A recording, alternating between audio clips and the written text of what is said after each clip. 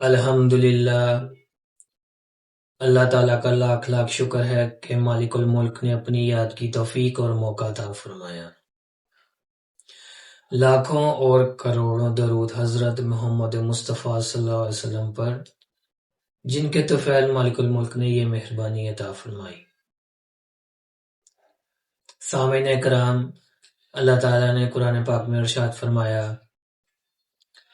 تمام تعریفیں اللہ تعالیٰ کے لیے جو سارے جہانوں کا پروردگار ہے، نہایت مہربان، بڑا رحم فرمانے والا، مالک روز جزا کا۔ سامعین اکرام، اللہ تعالیٰ نے قرآن پاک اپنے حکم سے مرتب فرمایا۔ اس ہدایت والی کتاب کو، اس رحمت والی کتاب کو، اس اپنی آخری کتاب کو جس نے ساری کائنات کے لیے ہدایت دینی ہے، شفاعت عطا کرنی ہے اور اللہ تعالیٰ کی رحمتوں کے خزانے کھولنے ہیں، اس کو اللہ تعالیٰ نے اس طرح ترتیب فرمایا ہے کہ اس میں سب سے پہلے سورہ فاتحہ کو رکھا۔ مالک الملک نے سورہ فاتحہ کو اتنی اہمیت دی کہ اس سے ہر نماز میں پڑھنا واجب ہے، ہر رکعت میں پڑھنا واجب ہے اور اس کے بغیر نماز کامل نہیں ہو سکتی۔ سورہ فاتحہ میں حکم یہ ہے کہ انسان سب سے پہلے یہ لفظ منہ سے نکالے کہ الحمدللہ، تمام تعریفیں اللہ تعالیٰ کے لیے ہیں۔ اس پاک لفظ کی اتنی ان گنت برکتیں ہیں کہ جنہیں بیان کرنا انسان کے بس میں نہیں، اور یہی وجہ ہے کہ اس لفظ کو سب سے پہلے زبان سے نکالنے کا حکم دیا گیا۔ اس کی سب سے پہلی رحمت یہ ہے کہ جب انسان الحمدللہ کہتا ہے تو ساری فضا اللہ تعالیٰ کی رحمت سے بھر جاتی ہے، اور جس جگہ اللہ تعالیٰ کی رحمت آ جائے وہاں کوئی غلط خیال اور معاملہ نہیں رہتا، وہ سب اللہ تعالیٰ کی رحمت اور مہربانی سے دھل جاتی ہے، شیطان وہاں سے دور بھاگ جاتا ہے، نفس مطیع ہو جاتا ہے اور انسان کے دل میں نور پیدا ہو جاتا ہے۔ نبی پاک صلی اللہ علیہ وسلم کا فرمان پاک ہے کہ جب انسان کے دل میں نور پیدا ہوتا ہے تو اس کا سینہ کھل جاتا ہے۔ صحابہ کرام رضوان اللہ مجمعین نے عرض کی، یا رسول اللہ صلی اللہ علیہ وسلم، کیا اس کی کوئی علامت بھی ہے؟ تو آپ صلی اللہ علیہ وسلم نے فرمایا، اس کا سب سے پہلا مقام یہ ہے کہ غرور اور تکبر سے انسان کنارہ کش ہو جاتا ہے۔ دوسرا اس کا مقام یہ ہے کہ وہ دار خلود کی طرف رجوع کر لیتا ہے۔ تیسری نشانی اس کی یہ ہے کہ موت سے پہلے انسان موت کی تیاری کر لیتا ہے۔ یہ تینوں ارشادات بڑی حکمت والے ہیں۔ دنیا میں جتنے بھی جرائم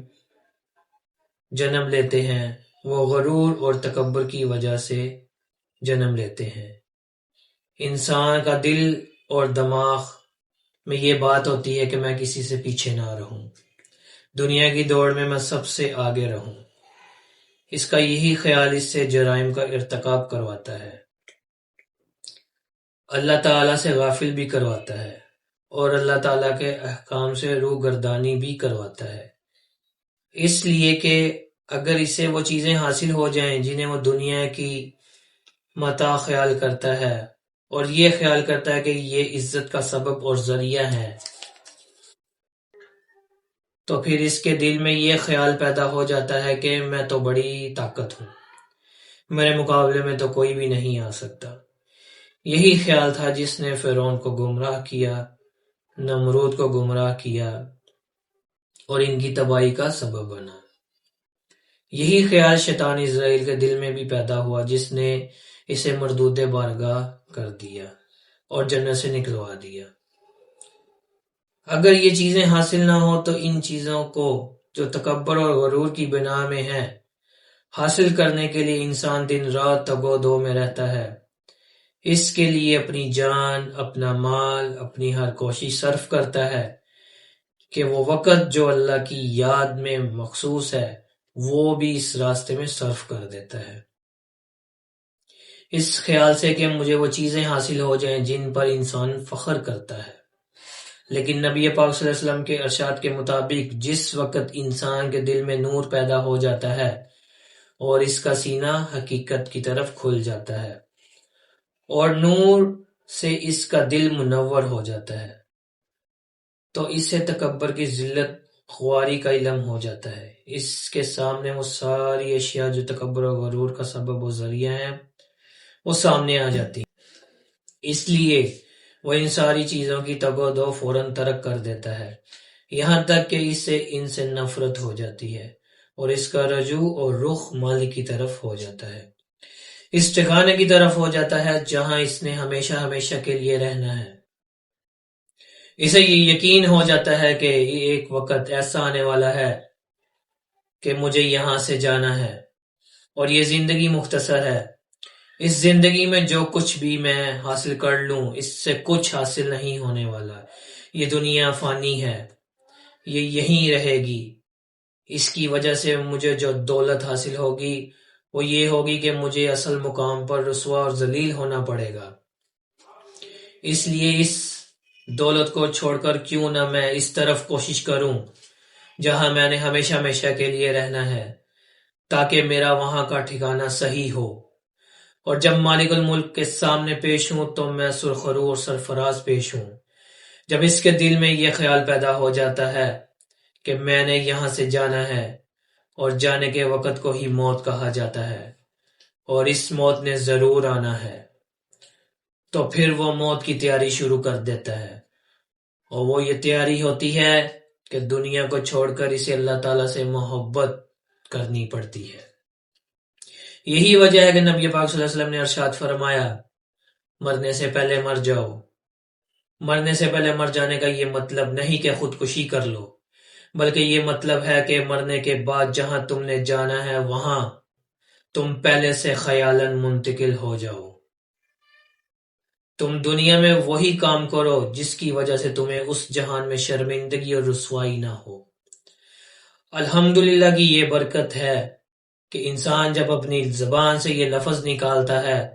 تو اسے یہ یقین ہو جاتا ہے کہ میں جس مالک الملک کا شکر ادا کر رہا ہوں وہ کوئی ہستی ہے۔ وہ کیسی ہستی ہے؟ وہ وحدہ لا شریک ہے۔ میں اس کا شکر کیوں ادا کر رہا ہوں کہ وہ میرا خالق ہے۔ وہ میرا خالق صرف نہیں، ساری کائنات کا خالق ہے۔ وہ ساری کائنات کا خالق نہیں بلکہ ساری کائنات کا وہ رب ہے، سب کو پالنے والا ہے، ہر ایک ذرہ اس کی اجازت کے بغیر نہیں، اور ہر ایک چیز کے لیے وہ اسباب و ذریعہ پیدا کرنے والا ہے۔ کائنات کا ایک ایک ذرہ اس کے حکم سے اپنا کام میں لگا ہوا ہے، اپنی خدمت انجام دے رہا ہے، وہ ساری خدمت انسان کے لیے ہے۔ جب یہ خیال پیدا ہوتا ہے تو اس کے دل میں خوف پیدا ہو جاتا ہے کہ وہ مالک الملک جس کی اتنی عطا ہے، جس کی اتنی رحمتیں ہیں، جس کی اتنی نعمتیں ہیں، وہ مجھ سے یہ سب کچھ چھین بھی سکتا ہے، وہ مجھے عذاب میں مبتلا بھی کر سکتا ہے، وہ مجھ سے کوئی ایسا کام نہ ہو، میری زبان سے کوئی ایسے الفاظ نہ نکلے، میرے ہاتھوں اور پاؤں سے کوئی ایسا عمل نہ ہو کہ وہ مجھ سے ناراض ہو جائے اور یہ رحمتیں اور برکتیں واپس لے لے اور میں عذاب میں گرفتار ہو جاؤں۔ ایسی صورت میں اس کے دل میں جو خوف پیدا ہوتا ہے وہ اسے مالک الملک کی ہستی اور اس کے وجود کے متعلق یقین دلاتا ہے، اس کے متعلق اسے سمجھ دلاتا ہے، اور یہی علم معرفت ہے۔ یہ علم معرفت اسے اس وقت حاصل ہوتی ہے جب وہ اپنے آپ کو پہچان لیتا ہے۔ جب وہ اپنے آپ اور کائنات کو پہچان لیتا ہے تو اس سے اللہ تعالیٰ کی معرفت بھی حاصل ہو جاتی ہے۔ وہ معرفت اس طرح حاصل ہوتی ہے کہ اس سے معلوم ہو جاتا ہے کہ یہ ساری کائنات خود نہیں پیدا ہوئی بلکہ اس کو پیدا کرنے والا کوئی اور ہے، اور اس کی ضروریات پوری کرنے والا بھی کوئی ہے۔ جب یہ خیال پیدا ہو جاتا ہے، جب یہ یقین پیدا ہو جاتا ہے تو پھر اسے یہ خیال پیدا ہوتا ہے کہ مالک الملک جس نے یہ سب کچھ عطا کیا ہے اس کی اطاعت ضروری ہے، اس کی عبادت ضروری ہے، چونکہ اس کی عبادت کو وہ سمجھتا نہیں، لہٰذا عبادت کو سیکھنے کے لیے وہ اسلام کو اختیار کرتا ہے اور اللہ تعالیٰ کے احکام سے واقفیت حاصل کرتا ہے۔ جب مالک الملک کی عبادت کرتا ہے تو اس عبادت میں اسے اپنے سارے گناہ نظر آنا شروع ہو جاتے ہیں اور وہ سارے گناہ اسے شرمسار کر دیتے ہیں اور وہ بہت شرمندہ ہو جاتا ہے۔ اس کے دل میں یہ خیال پیدا ہو جاتا ہے کہ مالک کو میں کس طرح منہ دکھاؤں گا، میں تو اطاعت سے غافل رہا، تو اس کے احکام کی حکم اتولی کرتا رہا، اور پھر اسے یہ خیال پیدا ہوتا ہے کہ مالک الملک نے جو اس بیماری کا علاج بتایا ہے وہ توبہ ہے، لہٰذا مجھے توبہ کرنی چاہیے۔ وہ انسان پھر توبہ کے دروازے پر آتا ہے، اللہ تعالیٰ کی طرف رجوع کرتا ہے اور اللہ تعالیٰ کے سامنے توبہ کرتا ہے۔ جب وہ توبہ کرتا ہے تو اسے اس عبادت کو روکنے والے ایسے معاملات نظر آتے ہیں چاروں طرف سے اسے گھیرے ہوئے ہیں، اور وہ کیا چیزیں ہیں؟ وہ چیزیں ہیں دنیا، خالق خدا، شیطان اور چوتھا نفس۔ وہ حیران ہو جاتا ہے، یہ چیزیں ایسی چیزیں ہیں جو مجھے ہر طرف سے اللہ تعالیٰ سے غافل کر رہی ہیں اور اللہ تعالیٰ کی طرف جانے سے روک رہی ہیں۔ ان مشکلات کو عبور کرنے کے لیے اسے ان راستے سے الگ الگ چلنا پڑتا ہے۔ سب سے پہلے اسے دنیا سے کنارہ کشی اختیار کرنی پڑتی ہے،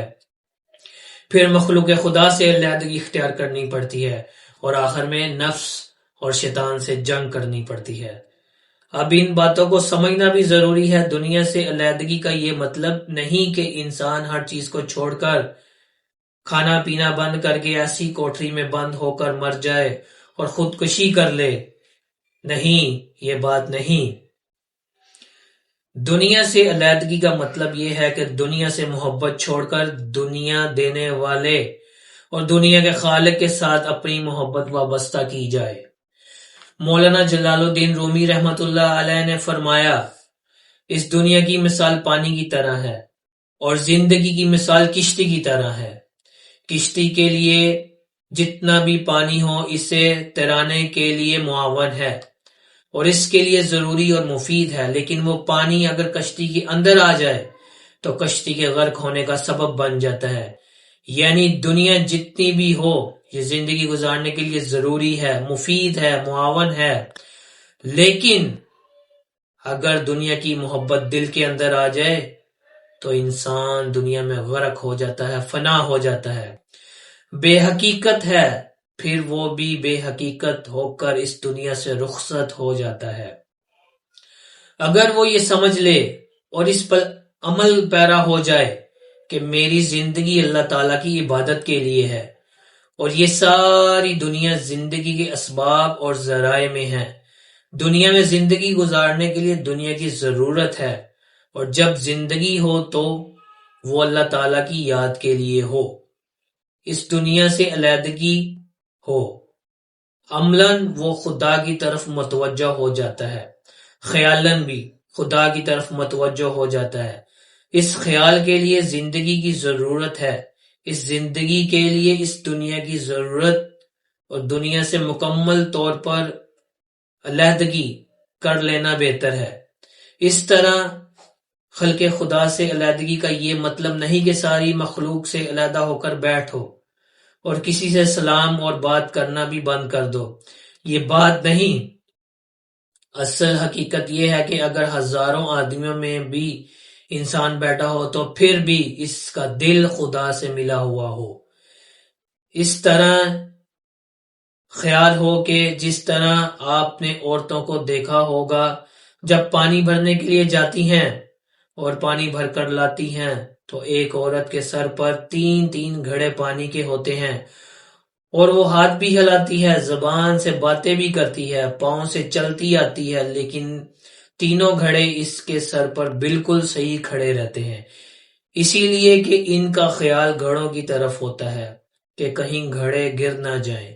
وہ باتیں کرتی ہے، ہاتھ پاؤں ہلاتی ہے، چلتی ہے، لیکن اندرونی خیال گھڑوں کی طرف ہوتا ہے، گھڑے صحیح سلامت ان کے سر پر رہیں۔ اسی طرح انسان جو اللہ تعالیٰ سے زندگی وابستہ کر لیتا ہے، اللہ تعالیٰ سے محبت کر لیتا ہے، وہ دنیا سے باتیں کرتا ہے، دنیا میں چلتا پھرتا ہے، لیکن اس کا دل خدا سے ملا رہتا ہے۔ یہ سلسلہ وہ منقطع نہیں ہونے دیتا۔ پھر شیطان اور نفس جو اس کے دشمن ہیں وہ اس کے راستے میں، اس خیال میں اس کے ساتھ مقابلہ کرتے ہیں، اس کے ساتھ لڑائی کرتے ہیں، ان کے ساتھ اسے جہاد کرنا پڑتا ہے، اور یہ جہاد جہاد اکبر ہے۔